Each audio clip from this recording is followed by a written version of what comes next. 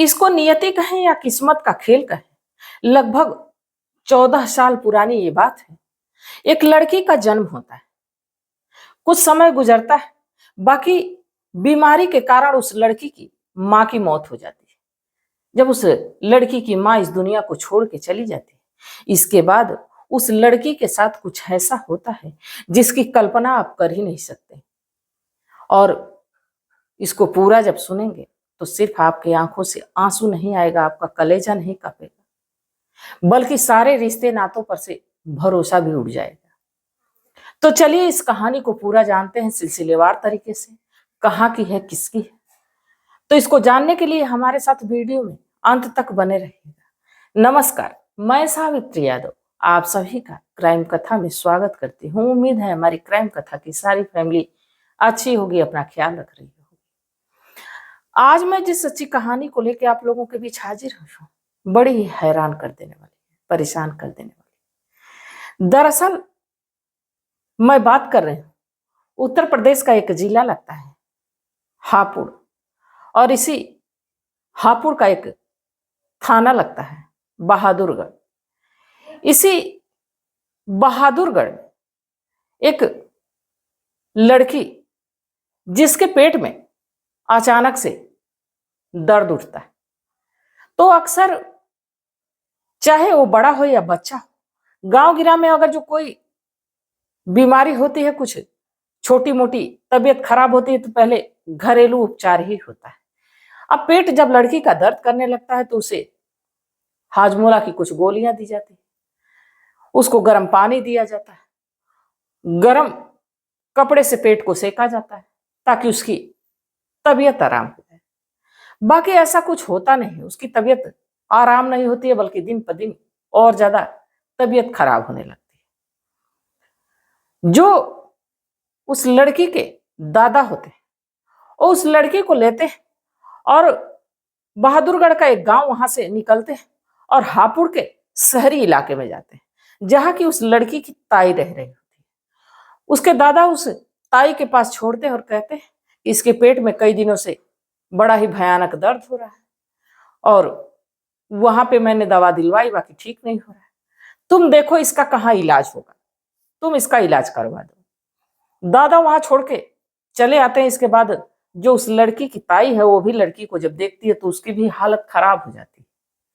वो लड़की को लेके एक हॉस्पिटल पहुंचती है, जहां डॉक्टर उस लड़की का जांच करते हैं। जांच करने से ही ये पता चल जाता है कि लड़की दरअसल गर्भवती है। फिर भी संतुष्टि के लिए डॉक्टर उसका अल्ट्रासाउंड करवाते हैं, और जब अल्ट्रासाउंड करवाते हैं तो लगभग 13 साल की लड़की गर्भवती होती है, और वो भी 7 महीने की। अब इस बात की सूचना उस लड़की की ताई को दी जाती है कि दरअसल आपकी जो बेटी वो 7 महीने की प्रेग्नेंट है, 7 महीने की गर्भवती। ताई ये बात जान के उसके पैरों तले जमीन निकल जाती है कि आखिर इसके साथ ऐसा कौन किया, इसने किसके साथ ऐसा किया। अब पहले तो जो भी गार्जियन होते हैं, ये सवाल करना लाजमी होता है कि किसकी हरकत है, तुमने ऐसा किसके साथ किया। बाकी अभी ताई उससे कुछ पूछ पाती, इससे पहले डॉक्टरों की मदद से ये मामला पुलिस तक पहुंच जाता है, और देखते ही देखते वहां लोगों का जमावड़ा होने लगता है।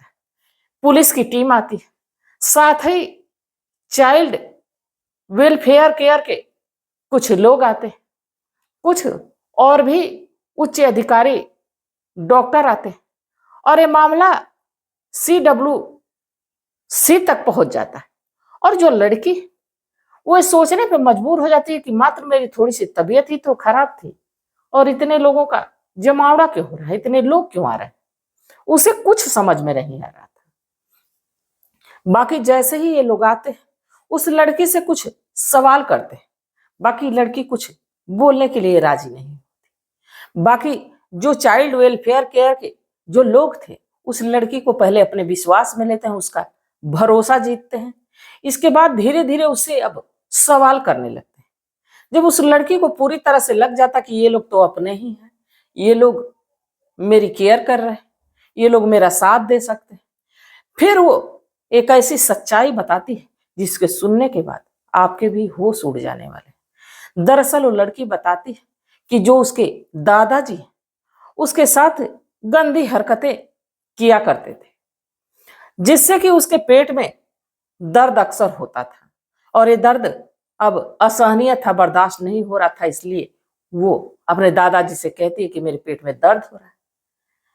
उसका दादा इस बात को छिपाने के लिए बार बार उसे कहता था कि अगर जो तुम ऐसा कुछ कहती हो तो तुम्हारे 2 भाई बहन हैं जो, उनको भी मैं मार डालूंगा, इसलिए ये बात मैं तुम्हारे साथ क्या करता हूं किसी से कहना नहीं।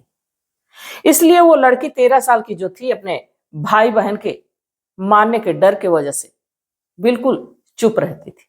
जब ये बात पुलिस तक पहुंचती है, जब ये चाइल्ड वेलफेयर केयर के जब ये लोग ये जानते हैं, तो उनके भी रोंगटे खड़े हो जाते हैं और ये मामला CWC से अब हाई कोर्ट पहुंच जाता है और हाई कोर्ट में इस बात की अनुमति मांगी जाती है कि इस लड़की का गर्भपात कराने की हमें अनुमति दी जाए। बाकी जब ये हाई कोर्ट में मामला जज के सामने पहुंचता है तो वो इस बात से इनकार कर देते हैं कि उसका गर्भपात नहीं हो सकता, समय ज्यादा हो चुका है, क्योंकि जो मेडिकल रिपोर्ट थी उसको देखने के बाद अब उस लड़की के जान पे बनाई थी। हाई कोर्ट इससे इनकार कर देता है। अब ये मामला उत्तर प्रदेश के सरकार तक पहुंचती है, योगी सरकार तक। अब जब उन तक ये बात आती है तो मेरठ के मेडिकल कॉलेज में उस लड़की को देखरेख के लिए भेज दिया जाता है। उस लड़की के देखरेख की जिम्मेदारी अब पूरी तरह से उत्तर प्रदेश के सरकार पे आ जाती है। मेरठ के जो DM होते हैं उनको ये जानकारी दी जाती है और उनको खास हिदायत दी जाती है कि इस लड़की की केयर होनी चाहिए और इस लड़की की पूरी तरह से जो है कि इसके जान को कोई खतरा ना है, पूरी तरह से इसको सुरक्षित रखा जाए। समय गुजरने लगता है, समय के साथ साथ उस लड़की जो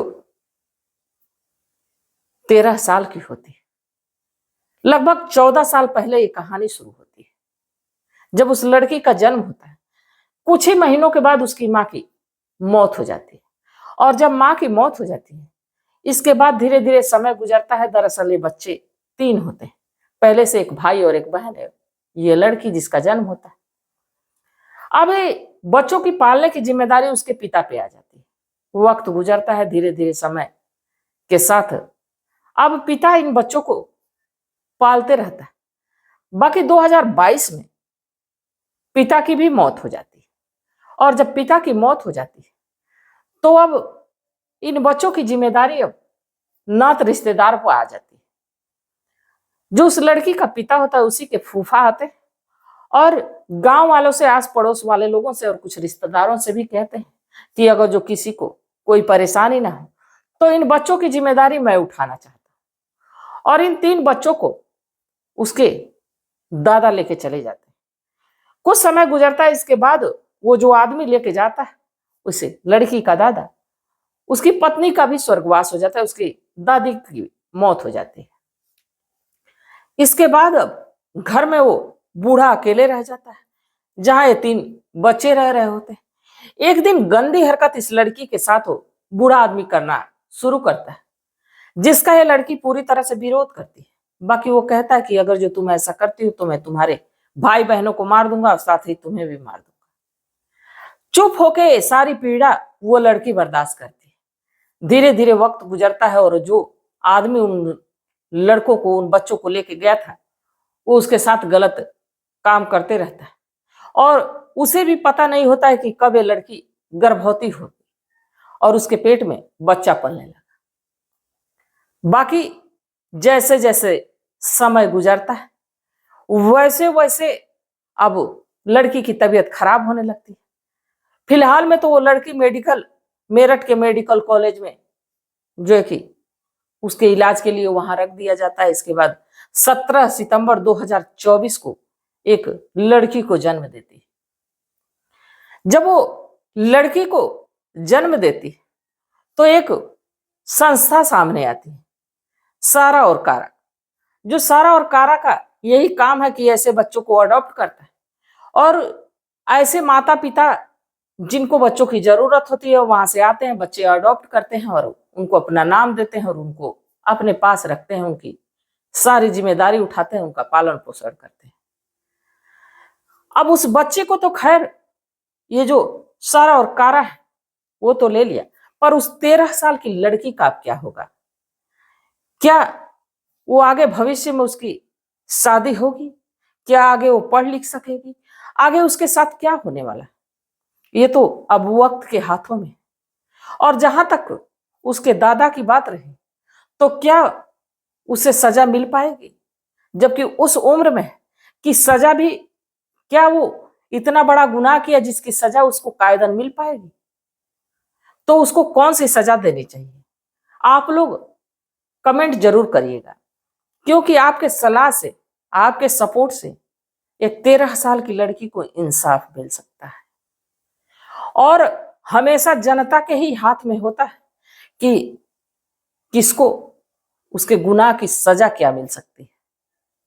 आप लोगों ने देखा निर्भया केस में आप लोग के ही सपोर्ट से, आप लोगों के साथ से ही 4 दोषी जो कि फांसी के फंदे पर लटका दिए गए।